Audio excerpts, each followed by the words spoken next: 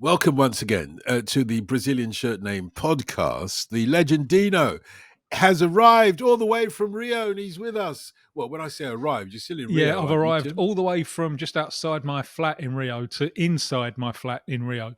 But I think it still warrants a kind of fanfare of trumpets. Yeah. What a journey, Yeah. though, from Yeah. outside your flat to inside your flat. Out of interest, how long does that take you nowadays? Yeah. It depends on how fast the lift goes up to the 20th floor because we ain't walking that one. Um, Oh, you're up on the yeah, Eddie 20th Cochran floor. might have done it back Oh, in the day, but he was a younger man than I am now. and it was only 12 flights, by the way. No, no, it 20 was flight 20 rock, flights. yeah. You're right. It's And 20 when he flight when he rock. Of got to the course, top, you're he absolutely was too tired to rock. tired to rock.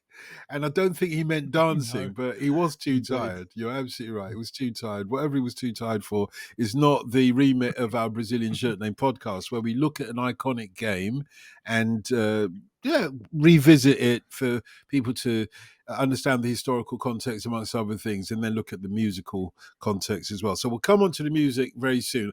I think I know what you're going to say about the music, and for those who don't know what Tim's going to say about the music, I'll give you a hint. The match is on the 6th of January 2000. Yeah. And put it this way, there's a lot of steps in the charts. And there's some Craig David and a few other people. We'll come to that in a moment. Don't worry. But let's start off with this match. Why are we visiting Rio on the 6th of January A 2000, few Tim? reasons. Firstly, and this was FIFA's first attempt to have a Club World Cup, an idea that is now being revisited. This was with 8 teams, one group in Rio, one group in Sao Paulo, in right at the start of 2000. Now next year we've got 32 teams congregating in the United States. But this was the first attempt, so I think it's valid. We've only just had the draw for this Club World Cup, this expanded Club World Cup next year. But also, we're recording this the day after, in what is the Intercontinental Cup, the day after Pachuca of Mexico defeated Botafogo of Brazil, the reigning South American champions, 3-0. Now, there are huge mitigating circumstances here. The Botafogo schedule was just insane. It's game after game after game after game. Get on an aeroplane, arrive, no time to acclimatise, out you get. So Botafogo were 6 first-choice players down and absolutely worn out. And Pachuca, with the clinching goal, the final goal by the former Premier League striker, Salomon Rondon, Pachuca were much fresher. But even so, even bearing in mind the fact that it wasn't really a level playing field, it is a hint that in June and July at the World Club Cup, you're going to get some surprise results. You're going to get teams that you think are going to be rolled over easily, who might well end up holding their own, especially because I can't see how the European teams can be at anything like full tilt in June and July. And even if they're at full strength, in the heat of the American summer, I can't see how they're going to be able to play anything like their normal intensity. And we saw some of this previewed in this tournament in Rio and Sao Paulo for early January 2000, because this was slap bang middle in the middle of the Rio summer. So it was really, really hot. And Man United arrived from the English winter, and very, very scared they were. They'd heard all the talk of violence in Rio. They took rings off their fingers and so on. And bizarrely, their fans were told not to use the Rio Underground system, which is probably the safest place in the city. Um, so I think that there's lots going on which has resonance now with FIFA's new attempt at a Club World Cup, and also there's plenty going on for a phenomenon that I never really got because I was away from England while all of this happened, which is the David Beckham phenomenon, and how David Beckham became such an immense figure with such, and he seems like a pleasant enough sort of chap. I don't think has he ever really said anything of any great import or interest. I don't really. Well, funny enough, he's doing an advert now, a sort of a Christmas advert for some air fryer kind of company thing that's on the telly, and it's the first time that I've heard him speak when he's not sounding like a little bit Yeah, squeaky. So I it's think he's done amazing. That is, something. isn't it? It's amazing. Yeah, yeah. I know what you mean. I know. You, I you hear you you. you said that he was a perfectly pleasant guy, and then you take the mickey out of the way he speaks. Even I avoided that, Tim. Come on now, he doesn't speak like that anymore. At least he doesn't for this advert. So they've polished him up somewhat. But you're right, he doesn't say a huge amount. I'll tell you what he does do. I'll tell you what he does do, and that people resonate with. When Her Late Majesty died, there was a lot of hoo ha about TV stars jumping the queue, a queue that snaked for miles and miles. Overnight as well, they were there overnight because, I do an overnight program and we were talking to people in the queue at night time, the middle of the night. They had like, half a mile to go or whatever it was. He stood in that queue. There were people that we spoke to who were standing next to him in the queue, and he was like, yeah, yeah, said hello and all this, that. So he he comes across as like one of the people, if that makes sense. But of course, as you well know, it was 1998 and his sending off against Argentina in 1998 that catapulted him to the super status, love him or hate him super status, as it were. And this game that we're about to talk about, he gets sent off again. He doesn't look too happy. I don't know if he's got any complaints No, about being see, sent off. I've read yeah, some of the. this is what I think is fascinating. It's Man United against Necaxa of Mexico, who are a traditional team, but not a team with a huge fan base in Mexico. They've since moved out of Mexico City. They've gone somewhere else to avoid the competition from the giants of Mexico. And now in '98, when he gets sent off against Argentina in the World Cup game, I always felt a little bit sorry for him. It was just a little bit of stupid. It was just a little bit of foolishness, Petulance, a wasn't little it? bit of petulant foolishness, and Diego Simeone, an old cynical old warhorse. He took full value from it, Yes, and the price of that Beckham course. had to pay for that. It was like he's been treated like a traitor, And I always really felt Mm-mm. sorry for him about that one. This one, he can have absolutely no complaints whatsoever. And this is brutal what he does now. Really, really brutal. But obviously because this competition was very controversial in England and not seen as particularly important, he didn't get a particularly rough ride for this one. Although what he does is so much worse than what he'd done a year and a half earlier in the World Cup. Yeah, I think you're 100% right. Now, for what he did, the eventual sending off was a second booking. I think now he'd have got a red for just that second booking. But the first booking, he's got himself to blame because, again, it was petulance that earned him the first yellow card. We'll come on to this. It is a dramatic point in a game that was quite exciting for all It sorts of was. different I was things. there. And the I was in the backstory in the that you've stadium already. in the stadium for it, in the Maracanã for it. Uh, What was that like? hot, hot, hot, hot. This kicked off for the European TV audience, still in absolutely blazing afternoon sunshine. And if you had half a brain as a player, you try and get on that bit of the pitch that was in shade, because the first half was really, really played in very, very fierce sunshine. So it was hot. It was a bit strange because as a result of the early kickoff, there was a Brazilian team in it, a local team, Vasco da Gama, and they were in the second game of the night against South Melbourne, coached by Angie Postecoglou. And so the crowd was building for the Vasco da Gama game, because people they couldn't get off work and stuff, and so you started off with not that many people in the stadium. United had brought some fans over. The stadium had just been done up a little bit, and kind of for the first time, or that they just written numbers on the seats, and it was really striking for me how English football culture had changed in the 5.5 years that I've been away, because the United fans they were sitting in those seats with the number on. No one else was. You just turn up and sit wherever you wanted. But United fans, they were used now but to this all-seater stadium English culture. So they were the ones who were kind of sitting where their seat numbers said so.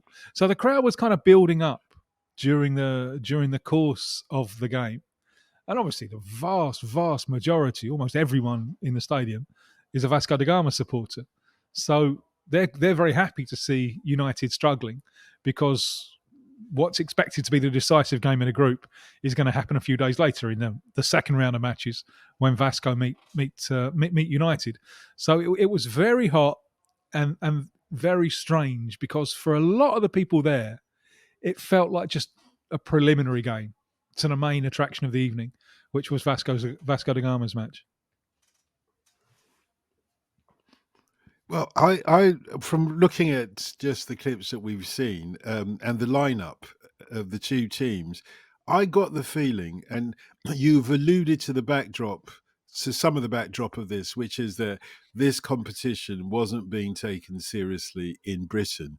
On January the 6th, 2000, whilst this game is taking place, back home in Blighty, people are asking, "Where's Man United? What on earth have they gone there for?" Honestly, it was Yeah, like yeah. that. What on earth have they gone They'd there had to for? drop out of the FA Cup in order to do it. And that was very controversial. I never understood why they had to drop out of the FA Cup. You could have rescheduled the game. I never really understood that one.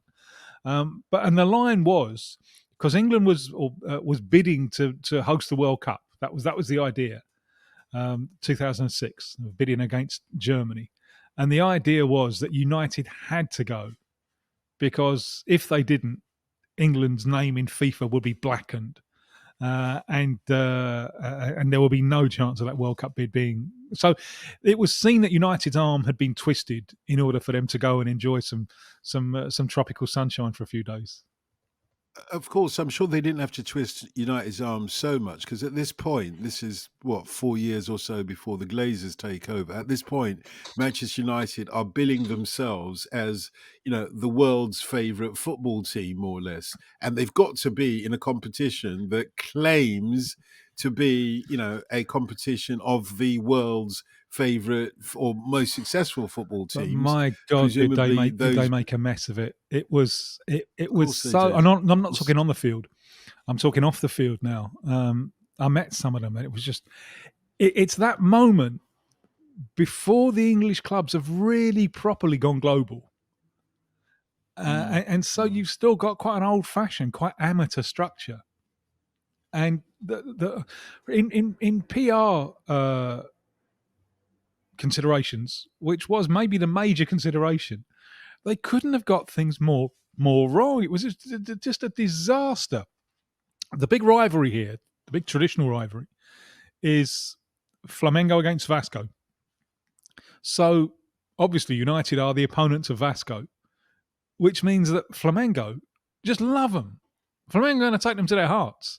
So Flamengo fans, they set up a joint Man United Flamengo Supporters Club with an office. They rented an office and everything to have this, to welcome United, to cheer on United.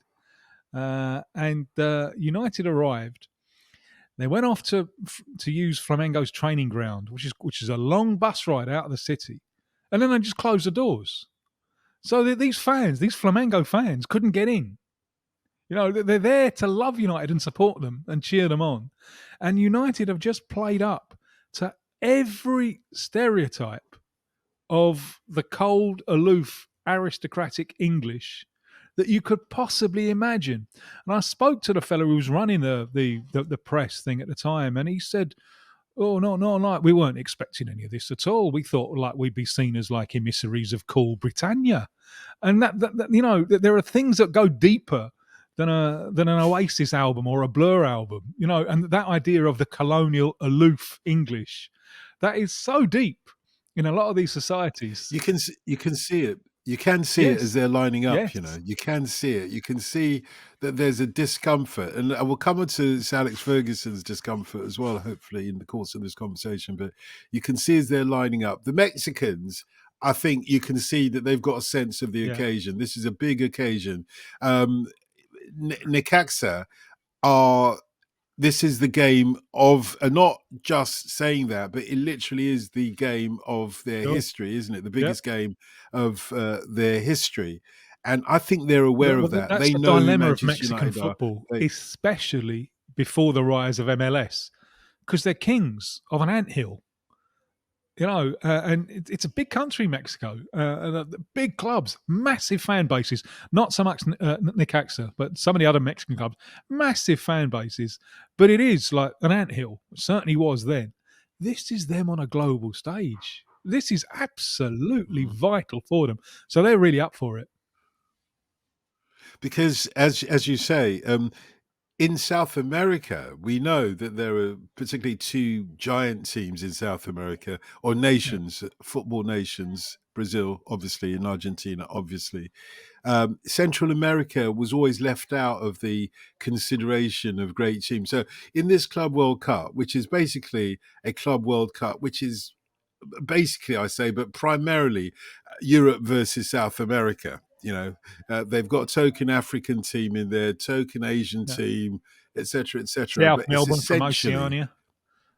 of Don't forget course, them, mate. and there's a Mm. North American team as well, I think. But essentially, it's Europe versus South America. So the Mexicans aren't even getting a look in when you're Yeah. evaluating the strength of the national teams and so on. But here, they clearly get a sense of the occasion. The Manchester United players look out of sorts. Not only do they look out of sorts, they look It's uncomfortable. hot.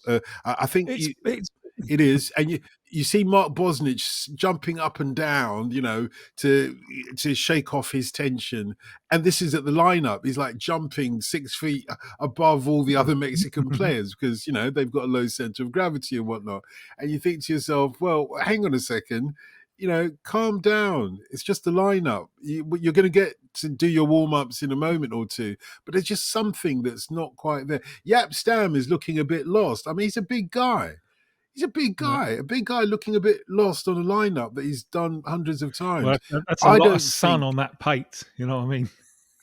but I don't think they understood, quite apart from the weather, which I grant you is important, but I don't think they had the same sense of occasion that the Mexicans had. I mean, however the sun's beating, it's a World Cup final, it's a World Cup final. You go and take it and Yeah. you give it the gravitas that it deserves. But I don't think they did that. And I think it shows on the pitch because certainly in the first half, I mean, they're shots both ends, but the Mexicans were getting closer and closer to Man United's goal, and Man United was putting fouls on them. Man United having to pull fouls on what should have been a walk in the park Yeah, well, there's some good players in that team in the Necaxa team. in the Mexican Yeah, team. and Okay. Mexican football, it is rich, and because of the size of the clubs, so they sign quite a lot of South Americans, and at the front too. And the fellow who scores their goal, Montesinos, It's a it's a great fabulous goal. goal. We'll It's a freak. talk Yeah, about that in a second. Yeah. is from Chile. He never quite got much of a look in with the national team because they had Salas and Zamorano up front at the time, so he didn't get much of a look in.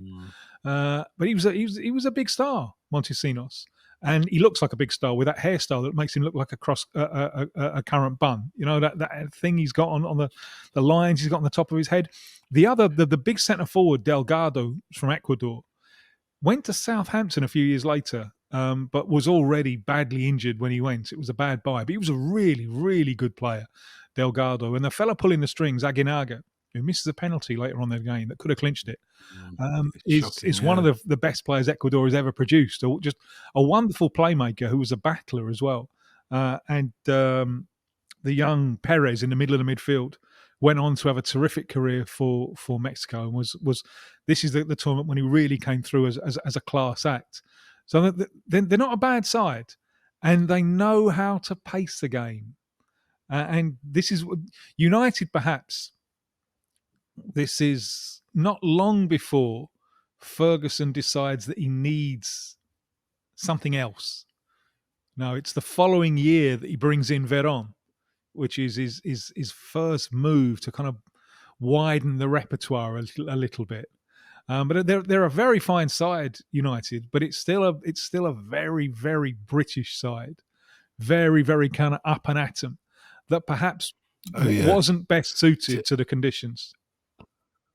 I mean, when you look at the side itself, you can't imagine how many British players managed to get into the United team. Now they couldn't get into. I mean, you don't have that many British players. You've got 3 or 4 British players in the Almost all of them. United's And Bosnich, the keeper, first. is Australian.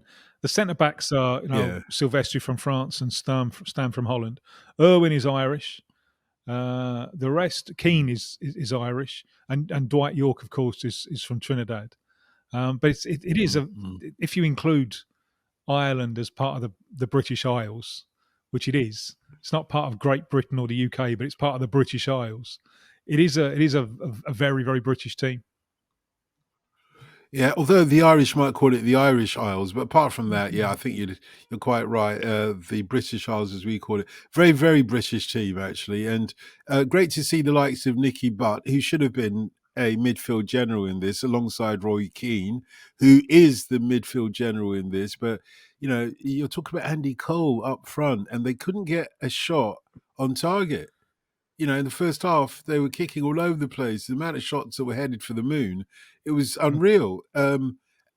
Like I say, if it was a game in Britain, you'd have thought, what's wrong with United? Here, I don't think they're at the races. But let's talk about that free kick. Obvious free kick. No argument about the free kick whatsoever. Um, I've never seen a free kick like that take place, because it was a free kick that was placed right just inside the goalpost, and it was deliberate. It wasn't a No, fluky no. free kick. And Bosnich, he was nowhere near it, and he gave up before he moved. It was like, okay, I've lost that one, but I may as well make some attempt towards it. Well, I think he's And done, because I he was, think they've got the old right foot left foot combination ready to take the free kick. Aguinaga and Montesinos, and I think Bosnich is expecting the right footer. He's expecting Aguinaga, yes, and Montesinos mm, comes up and dinks it with his left foot so daintily, and yes, it's as if he's just yes. picked the ball up and placed it in the top corner. It's a magnificent Oh, free yeah. kick. It looked as if the guy that took the free kick was the guy from the stronger team, because it was such a clever free kick. It was such a well placed free kick that you thought, hang on, how much does this guy cost? Yeah, after all the misses from Dwight York and Andy Cole, which I'm not knocking them for. I mean, everybody was taking pot shots from the United side, and they couldn't even hit the target. This one was so sweetly placed that Bosnich had no hope of saving it. I mean, I don't think if he had stood on the post, he would have saved it. It's one of the best Mm. free kicks I've seen, actually. Given that Man United wall, how did it get over that Yeah, wall as perhaps they didn't well? jump. And Perhaps they didn't jump up as high yeah, I as don't they think they might have did. done. Yeah, yeah, and I don't think. But how Bosnich had so much time to see it that you think to yourself, well, that he must have thrown in something special to that free Mm. kick for Bosnich not to see it at all. However, there are a couple of penalty misses as well, which are shocking. I would hate to take one. I would hate to take penalties. You go up and They're not no, easy, the but goal just looks. Imagine you're walking up and there's Mark Bosnich there, and he's just filling the entire goal. I know. yeah, No, you yeah, take it. You take it, mate. There's a story of Guardiola when he was at Barcelona with Rivaldo, and Guardiola apparently in training used to like taking them. And it came to a real match, and Barcelona was winning quite easily, so penalty. And Rivaldo said, "Do you fancy this one, Guardiola?" And Guardiola said, "Not a hope. I'll do it in training, but you're doing it when it counts. Oh, up you go. Let me sit at the back here." But before we get to the fair enough. penalties, we get the sending off, and Of course you do. This it's a is the end of the that's it. first Yeah, half. it's a disaster Yeah, for towards the end United, of the first because United are looking forward to the second half. Because the second half, and this was true in the later games as well. The second half, once the sun's gone down a little bit, once the pitch is in shade, they feel much more at home. So to lose star player just before half time, but can we use the word frustration here to describe what Beckham does? Because it really is appalling. Not just the high foot, but he goes through with it. Yeah, it does. It feels like he had lost all reason and wanted somebody to pay for it. It feels like that. And you talk about professional fouls, but this was a foul on a fellow professional that could have been a lot worse. When you looked at it, and you say. But when I read the English reports on this, they were like, "Oh, Beckham was sent off Yes, yeah, controversially." Well, where was the yeah, no, there's no controversy? controversy What there. controversy No, was there, man? It's no controversy. If the ref had not sent him off, the ref wouldn't have been able to walk off that indeed. pitch. It was so No, blatant, no, and there's no defence I here. think. But do you blame the coach for that? Do you I blame the don't know. coach? Because I we've been might. talking about It might how, be glib and facile, but I might blame the heat and the frustration, yeah, and I can't see it. Because it's all the elements put together on this one, Tim. Like I said before, Manchester United didn't look as if they were taking the tournament seriously in any case. They seemed a bit lost, out of sorts, not quite knowing where they were. And this foul on top of it is the kind of reaction you get from people who think, hang on, I'm not having you run rings around me. You lot are below me. I'm not going to have it.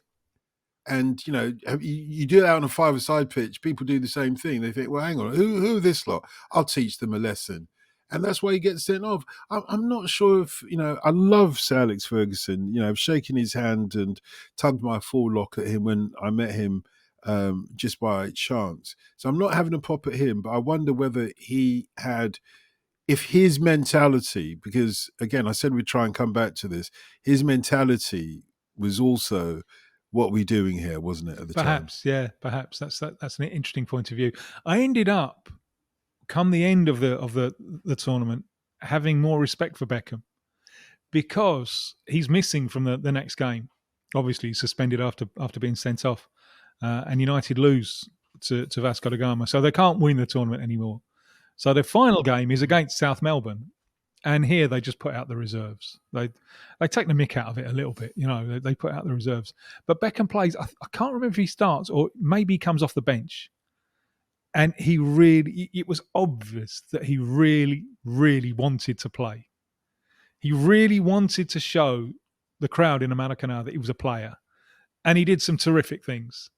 And you ended up thinking, because this was these were the first times I'm actually seeing him on the field, thinking, yeah, he's a serious player. He can really play. But also the fact that it was so obvious in an atmosphere where no one was really caring that much anymore. He was, so it was important to him that in this famous stage that he left a good impression and he went up in my estimation as a consequence. Fair enough. Fair enough. Apart from him, though, I can't really single out a decent performance from United. Dwight York gets the goal. It's not a bad goal, funny enough. I mean, his reaction to the ball that comes in into the penalty area is quite a good one. And I'm not knocking him for that, but can't really think of any No, although standout remember United how hard it performances in this. is to play the entire second half with 10 men against opponents who Yeah. know how to dictate the pace of the game. And United, Mm. I actually think that they played a really good second half. I mean, they really came back into it when they could have gone 2-0 down with a penalty. And again, it's Montesinos who gets behind the line and he's wriggling towards goal, and Silvestri comes in the wrong side. And Aguinaga steps up and takes a terrible penalty. Pulls him down. It It pulls was such an Yeah, so obvious yeah, foul from Sylvester, indeed. man. Yeah. Dear, And Aguinaga thinks he can send Bosnich the wrong way from the kick, and Bosnich, who was in his best phase at United around that time, he dives and makes a reasonably comfortable save. So Necaxa could have put it over the line then, and they didn't, and they started to panic a little bit because United were coming at them, and it put them under pressure. And one of the things I remember, because where I was sitting in the press box, you've got the manager's dugouts that side of the pitch. I can't remember seeing much of Ferguson. Maybe he was getting out of the heat. I can't remember, but I can certainly remember the Necaxa coach, Raul Arias. And there were times when a ball would arrive at his feet, and he'd wait until United were attacking. He'd just kick it on the field. You just kick it on the field just to try and confuse things and slow the whole thing down. And you thought then they're panicking. They're panicking because the 10 of United uh, roused themselves, and they went for it second half. So it was a really good game to watch. I was very very glad that I was there. Yeah, yeah, no, it was a good game. Ends up 1-1. Like I say, for United, it might have just been, a breeze in the park, but for Necaxa, this is a huge game. How do you explain how they then disappear off the face of the footballing map? Not long after this, they don't manage to capitalize on it. This could arguably still be said to be the No, biggest without game in doubt. club football in Mexico still today. No, because Okay. Tigres got to the Intercontinental, which is the one that's being held at the end of the year. Tigres got to the Mm, final of that a couple of years ago. Necaxa they came second in this group, so they didn't go to the final, but they went to the third, fourth playoff where they played Real Madrid. And Real mm, Madrid didn't take mm, that particularly seriously, and Necaxa won. No, they didn't capitalise on it. But then again, their fan base is tiny compared to the giants, especially America mm, of the same place of Mexico City, and Chivas of mm. Guadalajara. So it was a little bit. Monterrey. Yeah, Monterrey's a Monterrey big as club well. out So it there. was a Mm, little bit off the curve. The fact that Necaxa were doing so well at this particular point in mm, time. Um, and the big game in this group was the next one, which was Man United against Vasco. And again, it was the mm, early mm, game, and again, United had lost the game by half time in the heat. mm. Second half, they were much better, and they came back. But I think they were 3-0 down at the time. So negotiating those first halves in this intense summer heat proved proved too much for them. How have things changed in the last 24 years now that we're anticipating, I imagine, the biggest Club World Cup ever next year? How have things Well, changed the in big that change, I think, quarter of a is century? that the English clubs, the Premier League clubs, have gone global. Well, I told you earlier on about the how United just got everything wrong with their PR. Once the competition was up and running, they did some good PR. They went to events and but the competition's already up and running. Then the media have another line, and the line is United are doing shit on the field. You do that stuff before the tournament starts, and then you bunker into your preparation. So they got all that wrong. But I was telling you about how they just played up to the cold, aristocratic English don't want no contact with the natives stereotype. And the fella told me, The Fuzzy well, Wuzzies? yeah, the fella told me, yeah, we thought we'd like be seen as ambassadors for cool Britannia, and I said, no, that's not strong enough here. There's the thing, and he just looked at me and he said, yeah, it's such a shame that we didn't know you were here earlier. We could have had this, and I thought, well, you're Manchester United. You shouldn't be relying on and Well, they should be relying on you. They should yeah, be but relying on you, there's Tim, better because sources. the Manchester but you want a fixer, don't you? You do want Yeah. a fixer, somebody that can tell you the culture. And this is part of the landscape of Brazilian Shirt Name podcast, because it's not just about the football, it's about understanding the culture landscape that you find yourself in. It can make all the difference. So in the subsequent nearly 20, blimey, nearly 25 years. Yeah, in 25 the years. subsequent Yeah, 25 yeah. years, and the English clubs are now global concerns, and that's true of the playing staff, but it's Mm. also true of the people behind the scenes. And there's no way that they would be as naive as United were back at the start of 2000.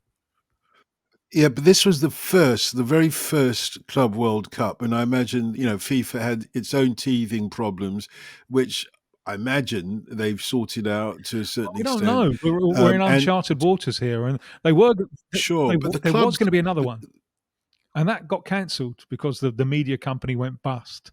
And this is the first time that they're trying since then. And interestingly, I mean, Sepp Blatter, who was FIFA president at this time, now he says it's a mistake. He says that FIFA shouldn't do it, shouldn't meddle with the club games. That FIFA is a union of the national associations. So FIFA should stick primarily to national team football and not try and get its hands on club football. But there's money. There's money to be made, and Just we know yeah. that it talks in football. But the attitude to the English clubs to the Club World Cup, and I don't know if other clubs from elsewhere as well, has changed. They're taking it a lot more seriously now. The broadcasters over here are talking about it, the Club World Yeah. Cup, whereas before, even though Manchester United went to it, they weren't really talking about it. No, until it happened, and Manchester United were missing, and then they had to explain why Manchester United were missing, but they didn't really talk I about it. remember the It, press that came over. They had a wonderful time. They loved it so much over here. And I remember it was Henry Winter telling me, "You know what? This was a joke. Don't take this seriously. of the Don't take." times, Is of the that where he is now? times, Don't take this seriously, ladies and gentlemen. yeah. But he said, in the future, we could do this for 51 weeks of the year and play the Premier League in the other 1 week. Why don't we do it like that? Because they were having such a good time. They would do their press conferences, and then they would say they'd all get together, all the journos, all like one big pack, and they say, "Let's all go to the beach this afternoon." So and everyone's then going to the beach. So no one's off getting an exclusive here and there. No, everyone's going. They're all watching each other to make sure that no one's scooping anyone else, and that See, they loved it. that's that's what it's like the very first one, because the organisers have to be amenable, don't they? They look after you in the press because they know that you're going to breathe life into their efforts and put this together. I bet it's not like that now. I bet there's a lot more restrictions and tight vetting and maneuvering of the journalists as well. But we'll wait and see. In America, are the South American clubs looking forward to the Club World Hell Cup next yeah! year? And Brazil's changing its calendar. So this Brazil will, because the Brazilian season usually goes straight. The league runs all the way through kind of April, May time, all the way through to December. We're having a pause, which will probably become permanent now, I think. But there'll be a pause, 4 week pause to enable the 4 Brazilian clubs to play in this. So they're taking it very seriously, and I think they will be amongst the favourites because it will happen in the middle of the Brazilian season. Whereas for the Europeans, it's at the end of their season, and physically they'll be exhausted. So yes, they're taking it very, very seriously. Okay, as we always do on the Brazilian Shirt Name podcast, we should look at the charts, the musical accompaniment to Manchester United going all the way to Rio to play the Mexican team Necaxa in the Club World Cup. David Beckham got a red card. There were 2 penalties saved, and the game ended as a 1-1 draw. Both decent goals, one from a free kick, as we've said. That was the Necaxa goal, and then the other from a sort of a flick, one of those back heel kind of or side heel kind of flicks from a crossed ball into the penalty area from Dwight York, who was the United number 9 on the day. No, he wouldn't have been number 9, would he? Because that would have been Andy Cole, but Andy Cole got taken off.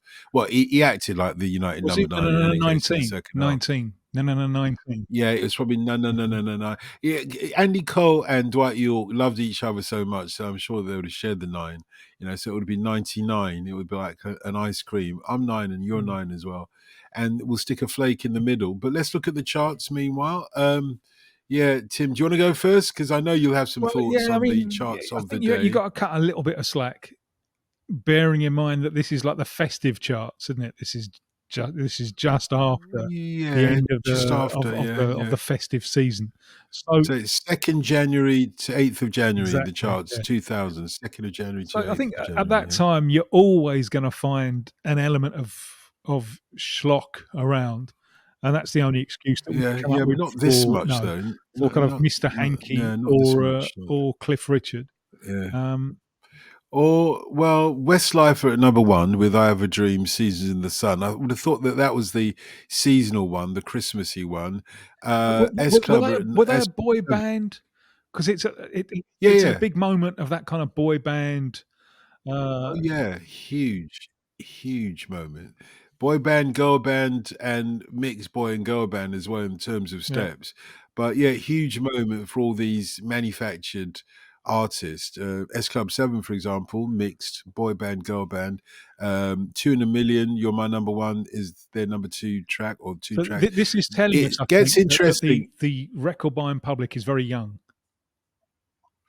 Yes, I'll tell you something though. There are still elements of the old school, connoisseurs of music, live music, club music, enjoyment here as well. Because number three by the Artful Dodger, featuring Craig David, who's gone on to have an amazing career, but this was the first time we heard him rewind the crowd, say Bo Selector, which has become in itself something of an iconic phrase now, and an entire comedy series was based upon that line. And in fact, Oh, one is of that the right? images of the Is that comedy is that where series. it? Yeah, yeah, Bo I Selector. wondered, Yeah, yeah, because I don't yeah. know much about this. I wondered if it was about the comedy series, but no, this What do you not remember? no, I Do wasn't you here. not remember the guy used to do his face as if he was Craig David with the same sort of like facial hair as Craig David and everything like that?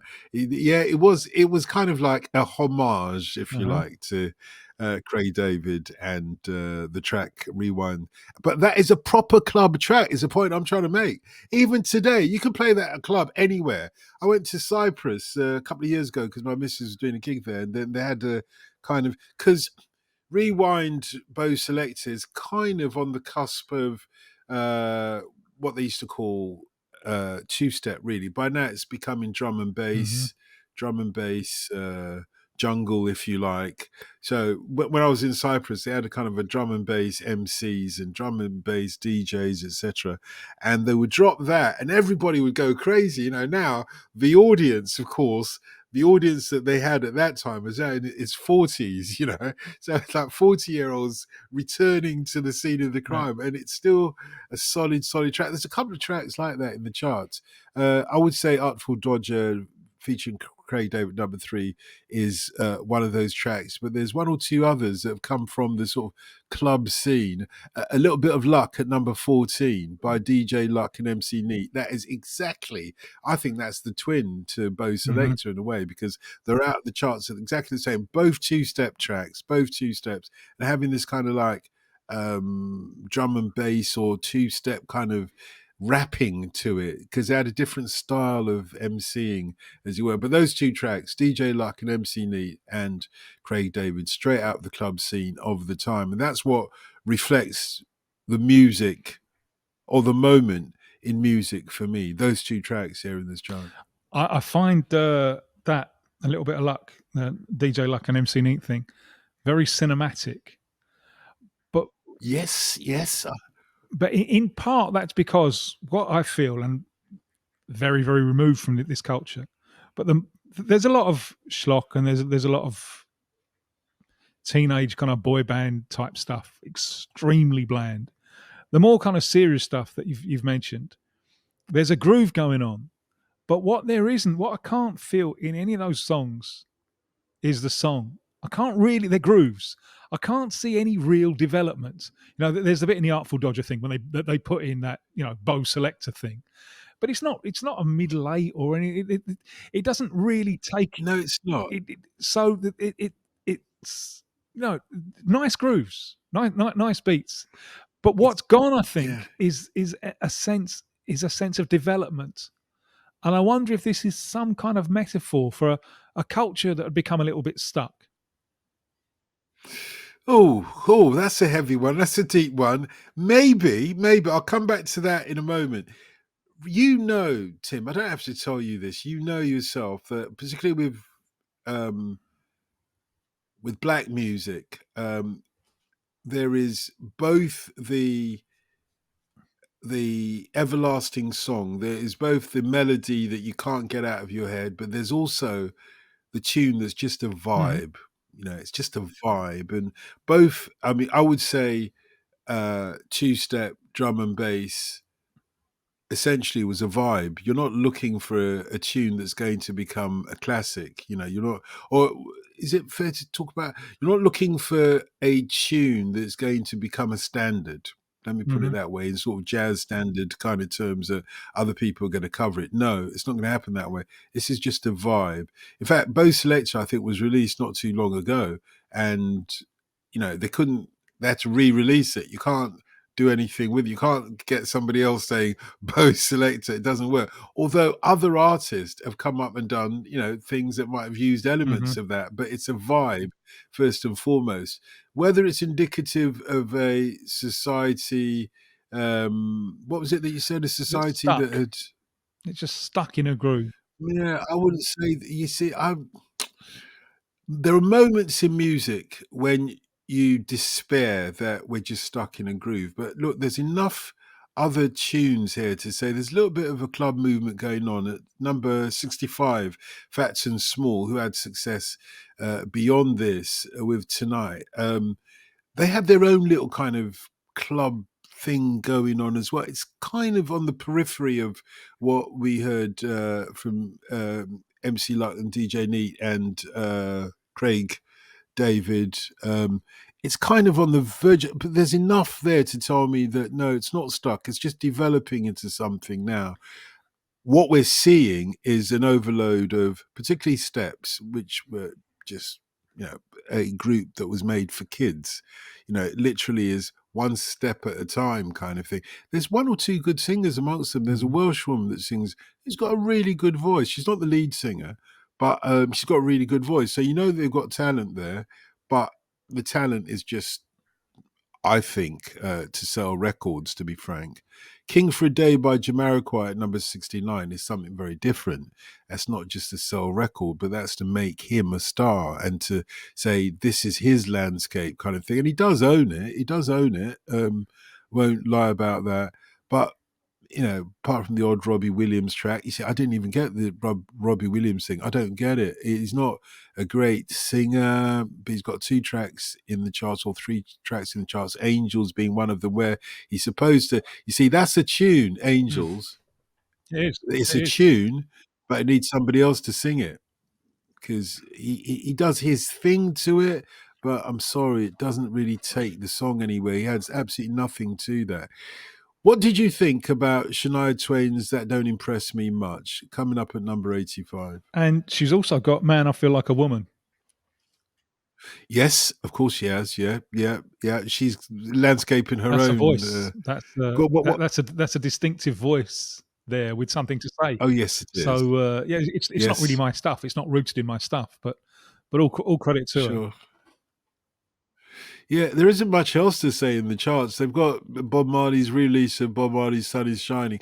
You see, they've re-released the original "Sun Is Shining." Thank goodness, because they did a sort of a remix of Bob Marley's "Sun Is Shining" that took it into kind of a high energy disco thing, which didn't work for me, but got him into the charts posthumously. It didn't work for me though. In fact, I cringe whenever I think about that. I can't stand it. But "Sun Is Shining" that they've done here, the original, is one of the most beautiful tracks that Bob Marley's done. Bugaboo by Destiny's Child at number They're on the way 76. up, aren't they? And she's on the way up They are, as, oh, and she's on the way solo. mhm. The only way is up stroke solo. You've got to be careful as a presenter. Whenever I played Bugaboo, you had to be very Yeah. careful about how you Yes, I pronounce can that. imagine. You had to be very, very careful, man. There's a And there's a lot of kind of trance stuff as well, but there again, is, see, yeah, part of the point of the trance stuff is that it doesn't really develop. It's a vibe and a groove, and you just stick yeah, in that. yeah. Um, and then the comparison I would always make would be late '60s James Brown. When James Brown declares war on the tyranny of the chord change, but Oh, yeah, there yeah, would yeah, yeah, still yeah, be yeah, yeah. lots of hooks. Yeah. There's He said, yeah, Maceo, just carry yeah, on, stay on the but beat, there's still Maceo. loads of hooks and stuff. There's more of the mentality of a song He had going an on orchestra though. than Yeah, but isn't that a different experience? The live bands of yeah, old, yeah. that they could stay on a riff for ages. They're like jazz artists. And James Brown had an orchestra with him, an orchestra of jazz artists, who had a sense of rhythm and timing and a vibe again. Because James Brown, you could argue, he only ever sang one song. Wah! And that's his, that's him. As soon as he does that, it's him. Glad to see Queen and David Bowie under pressure back in the charts at number I can live 46. without that. Uh, what do you think about? Could you live without the cover of "Baby It's Cold Outside"? Tom Jones and Keris Matthews. I think Tom Jones. It's a controversial song these days, isn't it? That one. Yeah, of Yeah, it is a course. Yeah, it controversial is. song. Yeah, yeah. You're right. But You're right. I You're right. think You're Tom right. Jones is one of the finest vocal talents that our islands have produced. And I wish that Mm. he could go back and have his career again and not become Las Vegas. Because I think the stuff that he could, the blues based stuff that he could have done, because when you really when you really hear him care about a tune and he's got a good story to sing, I think he's fantastic. But he became a kind of Las Vegas joke, didn't he? And I wish he could do it all again. Not a joke. I wouldn't. I would not say that he became a joke of Las Vegas. I know what you're saying. I know what you. I understand. From It's Not Unusual, the route should have been, somewhere else. But for that type of crooner in the United States, the route was always Las Yeah, and Vegas. For Elvis it makes me Presley, grieve for the death of Sam Cooke, because Sam Cooke was just becoming really interesting. I mean, really, he's one of my favourite all-time singers, and he's worked out on a tour to England where we don't have the racial hang-ups that the States have. The more authentic he makes it, the better it comes across. And where Sam Cooke was going to take things, I think would have laid out a different path for so many coming afterwards, even a white guy from Wales like Tom Jones. No, because Sam got to Cooke give. lives in that duality for a while of gospel and pop, and so there's a Sam Cooke set in the States. There's a Sam Cooke set for the black circuit clubs, and there's a Sam Cooke set That's right. for the That's right. white venues. For the pop audience. Yeah, Well, that's going yeah. to go out the window. Sam Cooke, he's going to, Mm. and he may well, the biggest star to come out of gospel music may well have gone down the path of becoming a black Muslim, and how that would have thrown the cat amongst the proverbials. He was a big mate with Not sure Ali. about that He's one. a Not massive mate sure. of Ali Yeah, just at the time when yeah, Clay's becoming Ali, and they're talking about these things, and a change is going to come. yeah. Is one of those songs that is in that it's drinking from this well of the change. It's it's the probably the greatest track ever.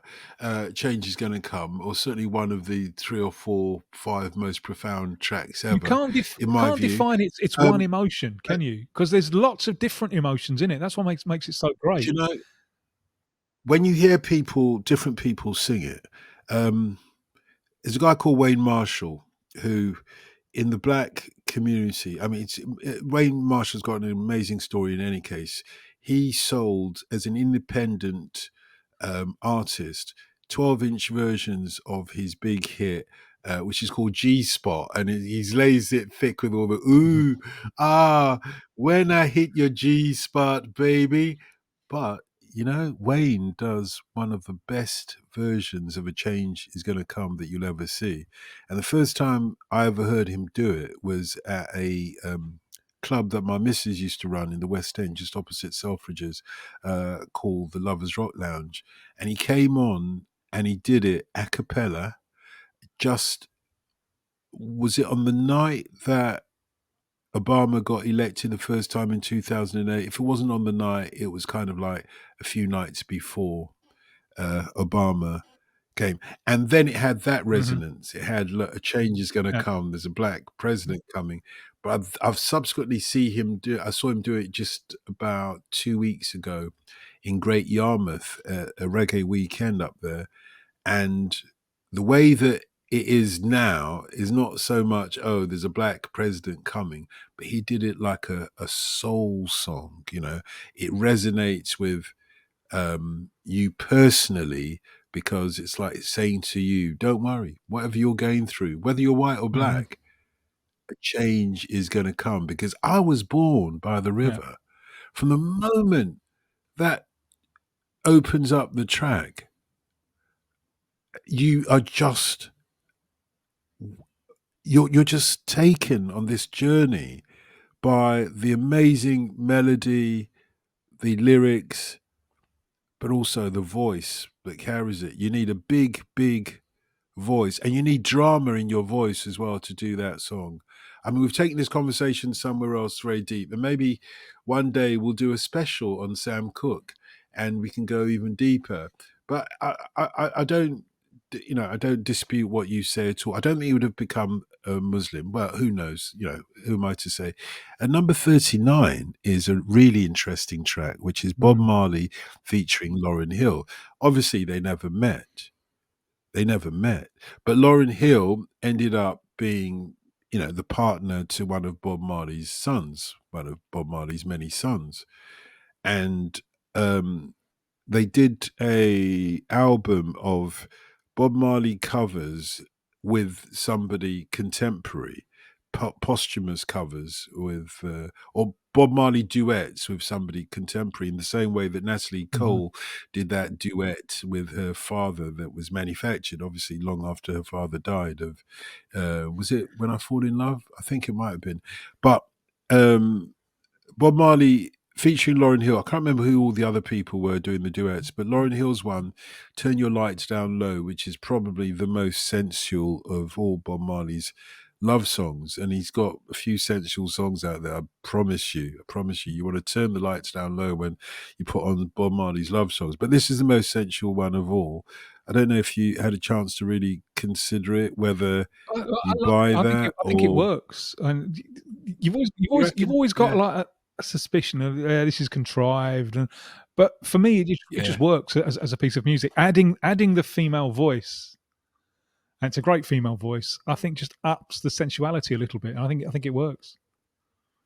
It does, and I'm glad you said the word contrived because that wraps up the conversation Just tonight. Because one this, brief shout, because a song I'd never heard of them, but I really enjoyed discovering. Len, Steal My Sunshine. It's like a nice little summer vibe. Remind me a little bit of of kind of Supergrass. We're all right. There's a kind of sunny, optimistic vibe, and quite a few of these songs, even like the Schlock ones, the boy girl band. There's a sense of sunshine in there, because we had it in excess. Manchester United had it in excess, especially in the first half of their games in Rio in January of 2000. But obviously, the British people, midwinter, there's a deficit of sunshine. And one of the things that this chart is doing, sometimes with schlock, sometimes with talent, is just putting a little bit of sunshine in people's lives. it would be perfect to let you go with that, and you did it very well. I like the way you did that to wrap up the whole conversation. But let me return to my contrived aspect that you so kindly brought in, because to a certain extent, this Club World Cup thing was contrived. I mean, the first one, they didn't know what they were doing, but they knew they had to have Manchester United there because Manchester United would sell And it they were the to champions of everybody Europe, around the to be world. fair. Yeah, yeah, but they sold it to everywhere in But the world, it but was here in very Britain. contrived because uh, Vasco were no longer the champions of South America, but they were from Rio, so they Of would course. sell tickets in Rio, Oh, and Corinthians were yeah, in it in yeah. Sao Paulo, and they were the biggest team, so they would sell tickets there. So that sense was very, very contrived. So the lesson to be learned for FIFA and anybody who wants to follow the Club World Cup later on this year is no more contrived, no more controlled show, as Malcolm X Yeah, would but how say. are Inter No Miami in flim it? How flam. are Inter Miami in it? It doesn't have anything to do with the fact that Lionel Messi plays there, does it? Or David Beckham owns it, does it? That same David Beckham who got sent off in this match that we've been talking about, which was the first World Club Cup match in 2006 of January 2000 in Rio. Tim, it's been a Thank pleasure. you.